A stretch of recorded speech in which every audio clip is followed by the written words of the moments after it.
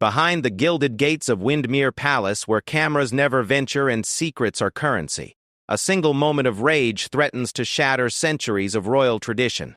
When Crown Prince Alexander's protective instincts clash with palace protocol during his wife's most vulnerable hour, the collision sends shockwaves through the monarchy that no amount of royal spin can contain.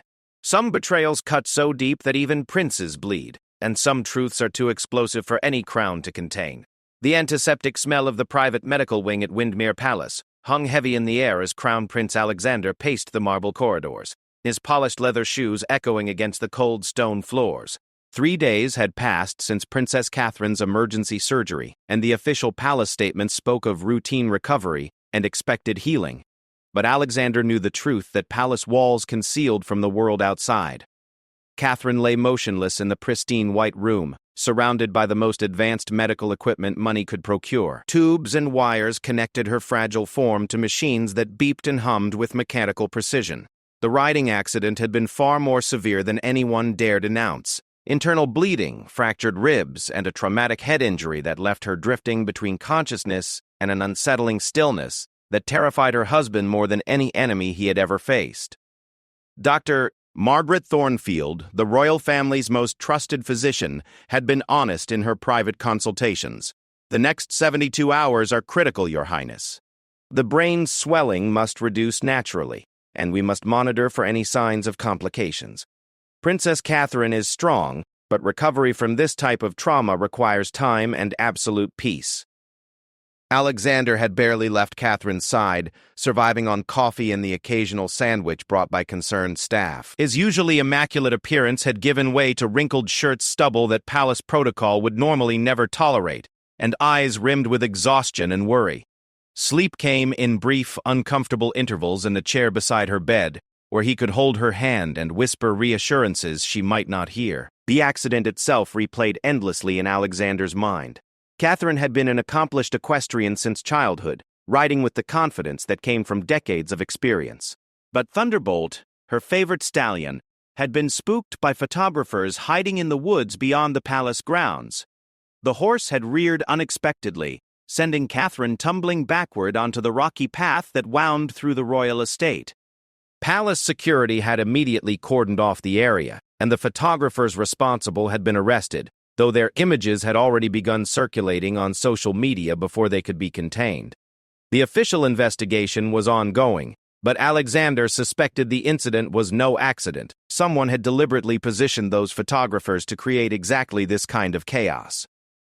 Queen Eleanor, Alexander's mother, maintained her public composure with the steel resolve that had defined her 40-year reign. But in private moments, Alexander saw the fear etched in the lines around her eyes.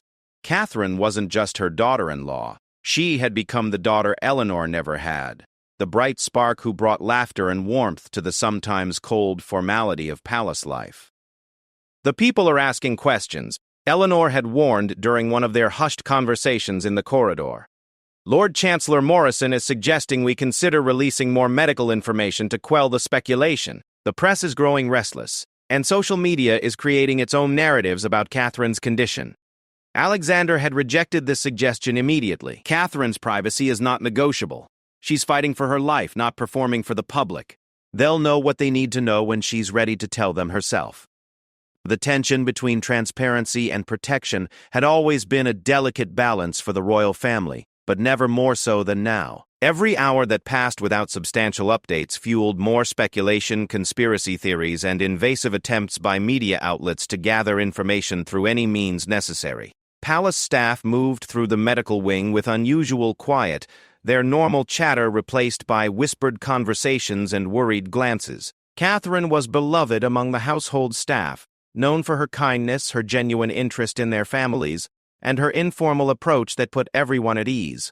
Unlike many royals who maintained strict distance from their employees, Catherine remembered birthdays, asked about sick children, and often spent time in the palace kitchens learning traditional recipes from the long-serving cooks. Lady Victoria Pemberton, the Queen's chief lady-in-waiting and longtime confidant, had become an unexpected source of strength during these dark days. Her efficient management of daily palace operations allowed Alexander to focus entirely on Catherine, while ensuring that royal duties continued without disruption. Victoria had served 3 generations of the royal family, and her discretion was absolute. "Your devotion to Princess Catherine is admirable," Victoria had told Alexander during one of their brief meetings. "But you must also consider your own health.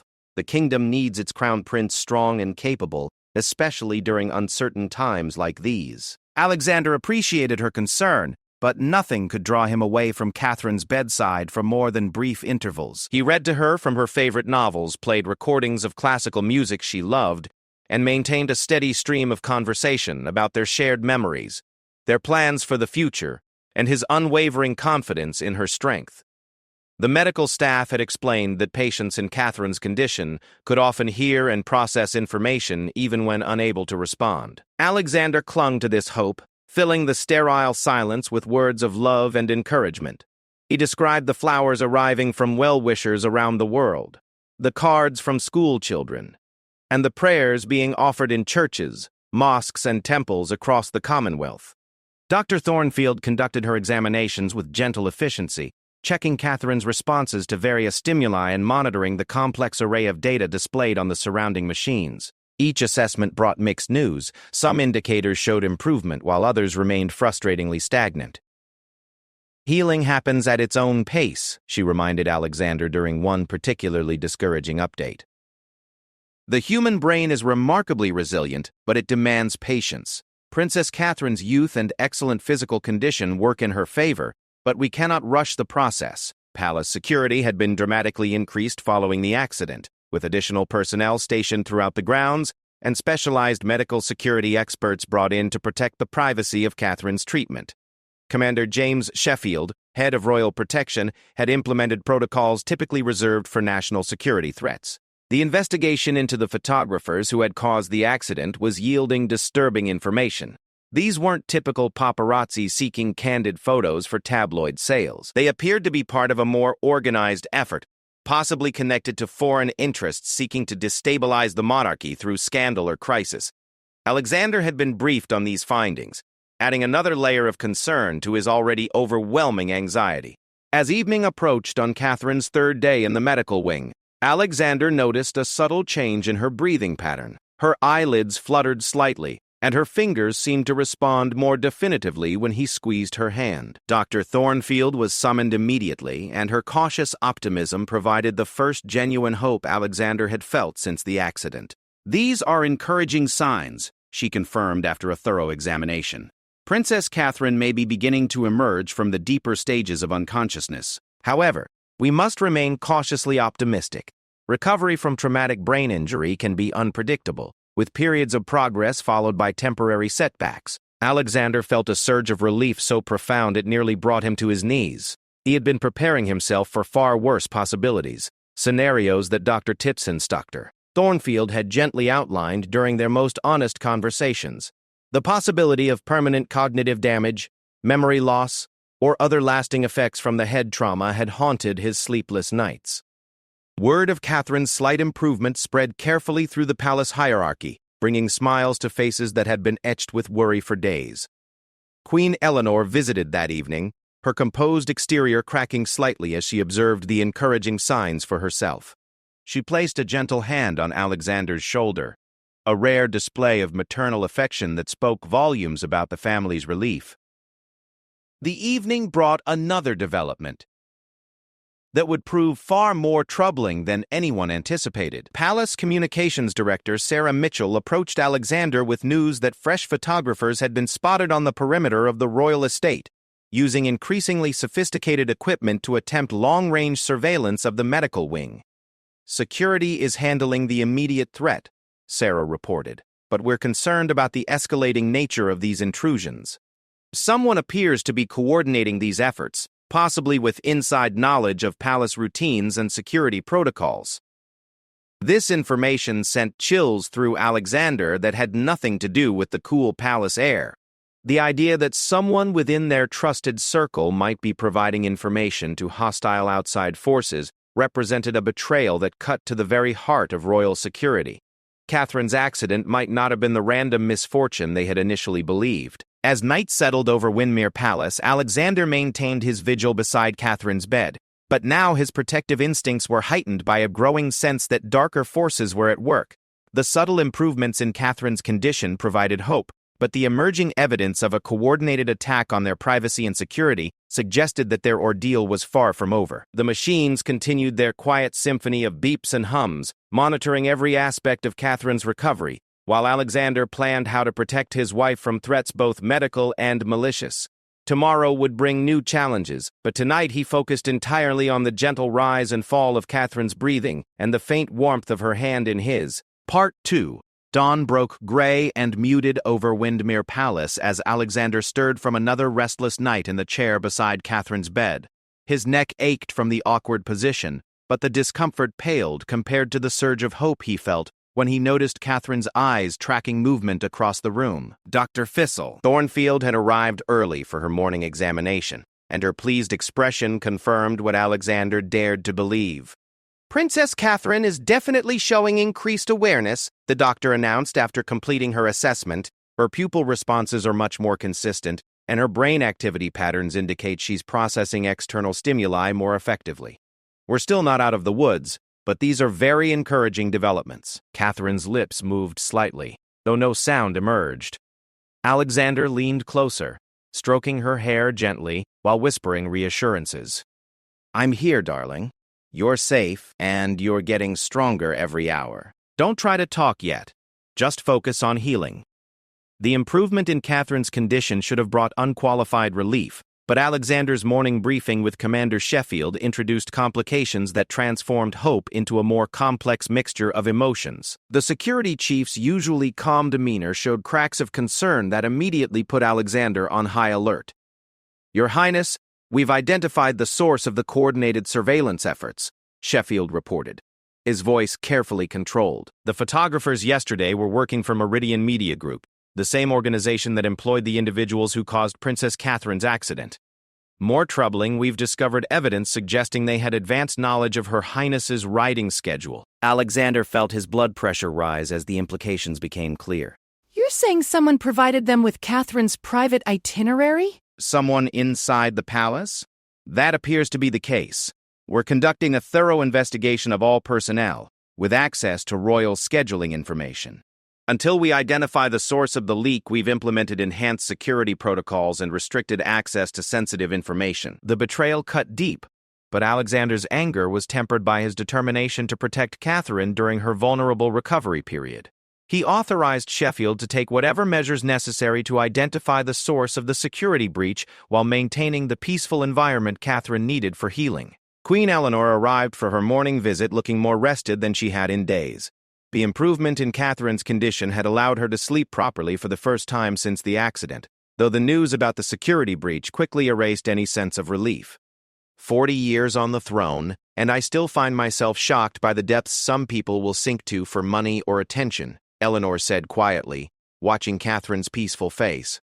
"But right now, our only concern must be Catherine's recovery. Everything else can wait." Lady Victoria Pemberton entered with updates about the flood of flowers, cards, and gifts arriving from well-wishers around the world. The public response to Catherine's accident had been overwhelming, with vigils being held in major cities and charitable donations pouring into causes Catherine supported. However, the same public sympathy that brought comfort also attracted increased media attention and pressure for detailed updates about her condition. "The palace press office is struggling to balance transparency with privacy," Victoria reported. "Lord Chancellor Morrison continues to advocate for releasing more medical information. Thornfield insists that premature announcements could jeopardize Princess Catherine's recovery if expectations aren't met." Alexander had no patience for political calculations when it came to his wife's health. Catherine's recovery timeline will be determined by medical necessity, not media pressure. Anyone who suggests otherwise can discuss the matter with me personally. As the morning progressed, Catherine began showing more signs of consciousness. Her eyes opened for longer periods, and she seemed to recognize familiar voices even if she couldn't yet respond verbally. Dr. Thornfield explained that speech and motor functions often returned gradually after traumatic brain injuries, and patience would be essential during this delicate phase. Alexander spent hours reading to Catherine from letters sent by children from schools across the Commonwealth. Their innocent drawings and heartfelt wishes brought tears to his eyes, and he noticed Catherine's facial expression seemed to soften when he shared particularly touching messages. The afternoon brought an unexpected visitor that would complicate the already tense situation at the palace. Duchess Margaret Ashford, the Queen's sister-in-law and a notoriously difficult member of the extended royal family, arrived unannounced with demands to see Catherine. Margaret had a long history of creating drama and seeking attention, often at the expense of more responsible family members. "I insist on seeing Catherine immediately," Margaret declared to Victoria in the corridor outside the medical wing. "The family has a right to know the true extent of her injuries, and I won't be kept in the dark by overly protective husbands and secretive doctors." Alexander emerged from Catherine's room as Margaret's voice grew louder and more demanding. His exhaustion and stress had worn his patience to nearly nothing, and Margaret's entitled attitude triggered a protective fury he struggled to control. "Lower your voice," Alexander said with quiet intensity. "Catherine needs peace and quiet for her recovery, and your dramatics are not welcome here. If you can't conduct yourself appropriately, you'll be asked to leave." Margaret's face flushed with indignation. "How dare you speak to me that way? I've been part of this family longer than you've been alive, and I won't be dismissed by someone who clearly can't handle the pressure of royal responsibility." The confrontation drew the attention of palace staff and security personnel, creating exactly the kind of disturbance that Alexander was desperate to avoid. Dr. X's Thornfield emerged from another patient room, her expression showing concern about the noise levels near Catherine's recovery area. Queen Eleanor arrived within minutes, having been alerted by staff about the developing situation. Her intervention was swift and decisive, demonstrating the authority that had made her one of the most respected monarchs in modern history. "Margaret, your concern for Catherine is noted, but your approach is completely inappropriate," Eleanor stated with icy calm. "Dr. Thornfield will provide you with a brief update about Catherine's condition, after which you will leave the medical wing and allow the recovery process to continue without disruption." Margaret attempted to argue, but Eleanor's expression made clear that the conversation was over. The brief update from Dr. Thornfield satisfied official family obligations while providing minimal specific information about Catherine's treatment or prognosis. After Margaret's departure, Alexander returned to Catherine's bedside feeling emotionally drained by the unnecessary conflict. Catherine's eyes were open, and her expression suggested she had been aware of the commotion outside her room. Alexander took her hand, squeezing gently while explaining what had happened. "That was your Aunt Margaret being her usual dramatic self," he said softly. "Nothing for you to worry about. Just family politics that have nothing to do with your recovery. Focus on getting stronger so we can get you out of this sterile room and back to our normal life." Catherine's fingers moved slightly in response to his touch, and her lips formed what might have been the beginning of a smile. Thornfield, who had been observing from the doorway, noted these responses as further evidence of cognitive improvement. The evening brought more positive developments as Catherine began responding to simple commands like squeezing Alexander's hand or tracking objects with her eyes.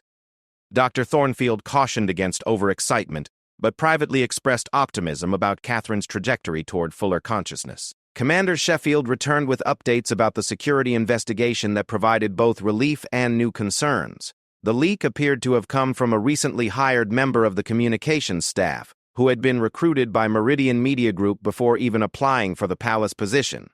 "Emily Watson was hired 6 months ago with excellent references and a clean background check," Sheffield reported. "However, we've now discovered that her references were fabricated, and her true employment history includes previous work for organizations known for aggressive celebrity stalking tactics. The revelation that someone had successfully infiltrated palace staff through elaborate deception raised serious questions about security screening procedures.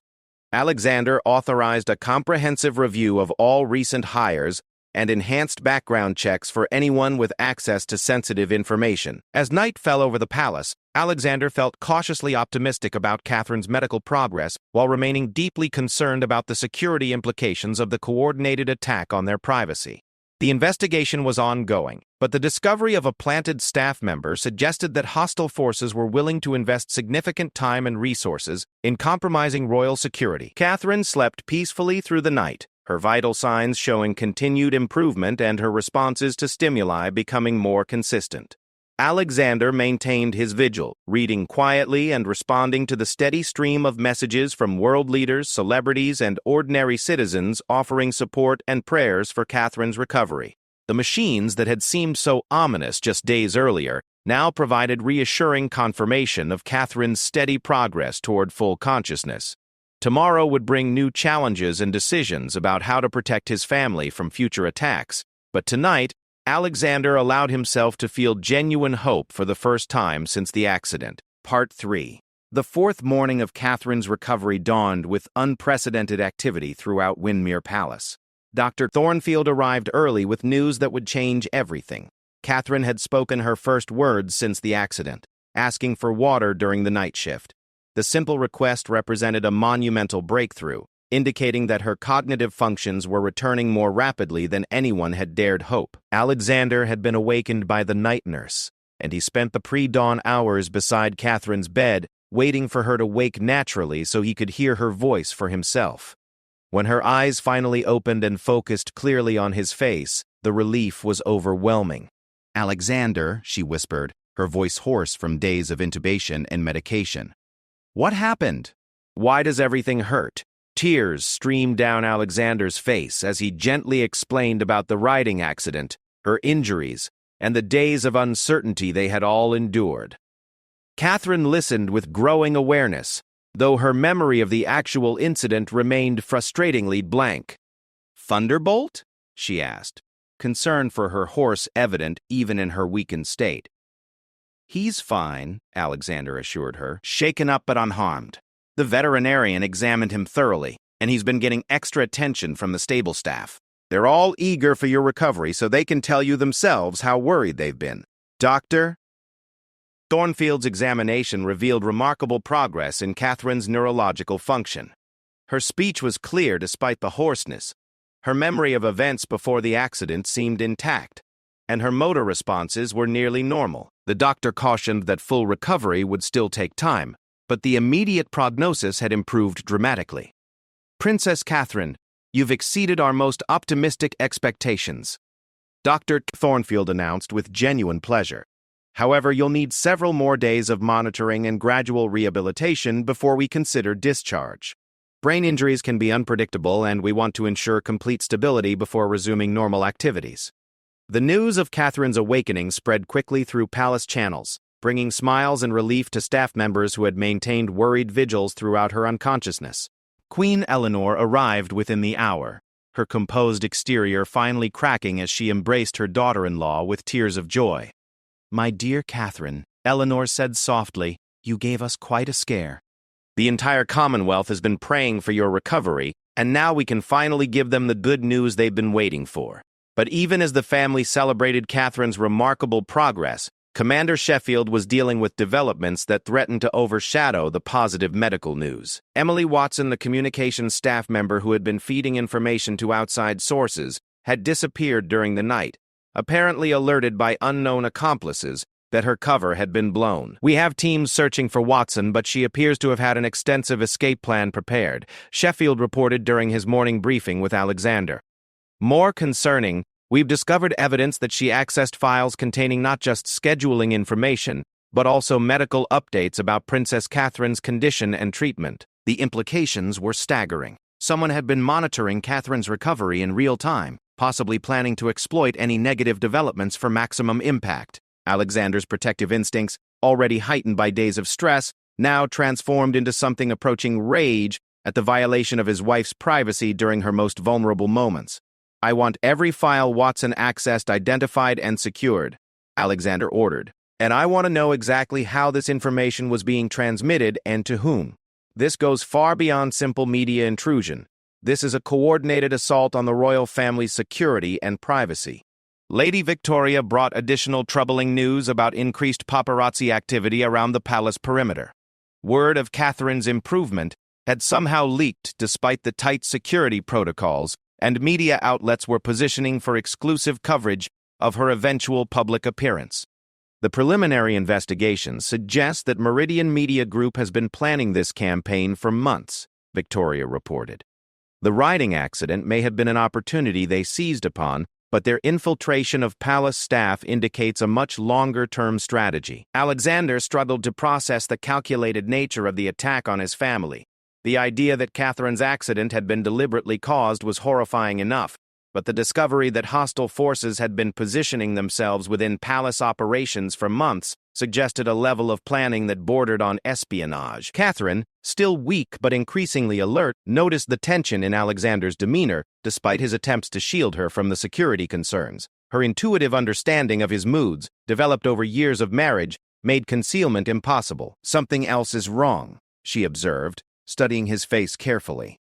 "This isn't just about my accident, is it? What aren't you telling me?" Alexander hesitated, torn between his desire to protect Catherine from additional stress and his respect for her intelligence and strength. Dr. Besa Thornfield, who was present for afternoon rounds, provided guidance that helped resolve his dilemma. "Princess Catherine, your cognitive recovery is proceeding beautifully, and there's no medical reason to withhold information that you would normally be aware of," the doctor stated. "However, emotional stress can sometimes affect physical healing, so any difficult conversations should be approached gradually and calmly." Alexander decided on partial disclosure, explaining about the security investigation and the discovery of inside information leaks, without detailing the more sinister implications. Catherine's reaction was immediate and decisive. "You think someone inside the palace has been working against us," she said, her voice growing stronger with indignation. "And they used information about my condition to further whatever agenda they're pursuing." "That's exactly what we think," Alexander confirmed. "But the investigation is ongoing, and Sheffield's team is making progress. Right now, our priority is your complete recovery and ensuring this never happens again." Catherine's jaw set with determination that Alexander recognized from previous challenges they had faced together. Despite her physical weakness, her mind was clearly functioning at full capacity, and she was already thinking strategically about the implications. "Have you considered that this might be connected to the upcoming Commonwealth Summit?" she asked. "The timing seems suspicious, and creating instability within the royal family would serve certain political interests that oppose strengthening Commonwealth ties." Alexander was struck by the insight. The Commonwealth Summit, scheduled for the following month, would bring together leaders from dozens of nations to discuss economic cooperation and shared security concerns. Several countries and organizations had been quietly opposing the initiative, and destabilizing the British monarchy could certainly serve their purposes. Commander Sheffield, when presented with this theory, admitted that the international implications had not been fully explored. "We've been focused on media motivations and commercial exploitation," he acknowledged. "But Princess Catherine's suggestion opens up entirely different avenues of investigation that we should pursue immediately." The afternoon brought an unexpected visitor that would test everyone's patience and diplomatic skills. Lord Chancellor Morrison arrived with a full media strategy team, insisting that Catherine's recovery provided an opportunity to control the narrative and demonstrate royal resilience to the public. "The people need to see Princess Catherine recovered and strong," Morrison argued. "A carefully staged public appearance would silence speculation and demonstrate that the royal family cannot be weakened by these attacks." Dr. Thornfield immediately objected to any public appearances in Catherine's current condition. "Princess Catherine needs at least another week of monitoring and gradual rehabilitation before considering any public engagements. Premature exposure to stress could trigger setbacks that we've worked so hard to avoid." Alexander found himself in the uncomfortable position of mediating between political necessity and medical caution. His instinct was to prioritize Catherine's health absolutely, but he also understood the broader implications of allowing speculation about her condition to continue unchecked. Catherine, overhearing the debate from her bed, intervened with characteristic directness. "I appreciate everyone's concern for both my health and the monarchy's stability," she said, her voice carrying surprising strength, "but I won't be used as a political prop while I'm still recovering from a traumatic injury. When I'm ready to return to public duties, that decision will be mine to make." Her firm statement effectively ended the discussion, though Morrison's displeasure was evident as he departed with his team. Alexander felt proud of Catherine's strength and clarity even in her weakened condition, but he also worried about the political pressure that would only increase as her recovery progressed. The evening brought positive developments on multiple fronts. Catherine was able to sit up in bed for extended periods, her speech was returning to normal strength and clarity, and her memory of recent events was becoming more complete. Thornfield expressed confidence that discharge from the medical wing could be considered within days rather than weeks. Security investigations had also yielded breakthrough information about Emily Watson's escape route and possible destination. International cooperation was being sought to track her movements and identify her ultimate employers, while enhanced screening procedures were being implemented for all palace personnel. As night settled over Windermere Palace, Alexander felt cautiously optimistic about both Catherine's recovery and their ability to identify and address the security threats that had been exposed by the crisis. Catherine slept naturally for the first time since the accident, her breathing deep and regular without mechanical assistance. The machines that had sustained her through the darkest hours were being gradually disconnected as her body resumed normal function. Tomorrow would bring new challenges and decisions about how to balance transparency with security. But tonight, Alexander allowed himself to believe that the worst was behind them. Part 4, Catherine's first morning of true consciousness brought a flood of visitors, messages, and decisions that would test everyone's patience and judgment. Dr. Thornfield's early examination confirmed what Alexander had hoped. Catherine was ready to begin transitioning from intensive medical monitoring to gradual rehabilitation in more comfortable surroundings. "Your recovery has been remarkable, Princess Catherine," the doctor announced with genuine admiration. "We can begin moving you to your private chambers this afternoon, though you'll still need regular medical supervision and restricted activity for at least another week." The prospect of leaving the sterile medical environment lifted Catherine's spirits considerably, though she remained frustrated by the gaps in her memory surrounding the accident itself. Alexander had gently explained about the photographers and the investigation, but Catherine's inability to remember the actual incident created an unsettling sense of lost time. "It's like there's a blank space where that day should be," she confided to Alexander. "I remember deciding to ride Thunderbolt that morning, and then nothing until waking up here. Dr. Thornfield says the memory might return eventually, or it might not." Alexander privately hoped the traumatic memories would remain buried, but he understood Catherine's frustration with the missing pieces of her experience. Her methodical mind preferred complete information, and the gaps clearly disturbed her more than she was willing to admit. Commander Sheffield arrived with significant updates about the security investigation that would reshape their understanding of the entire crisis.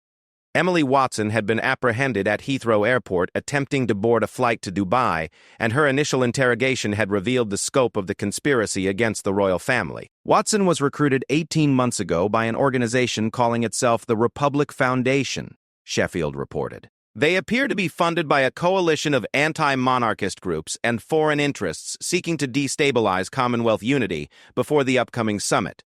The revelation that Catherine's accident was part of a larger political conspiracy rather than simple media exploitation changed everything about how they would need to respond. Alexander felt his anger crystallizing into something colder and more dangerous as the full implications became clear. "They were willing to risk Catherine's life to advance their political agenda," he said, his voice tight with barely controlled fury. "This goes far beyond acceptable opposition. This is criminal conspiracy that could have resulted in murder."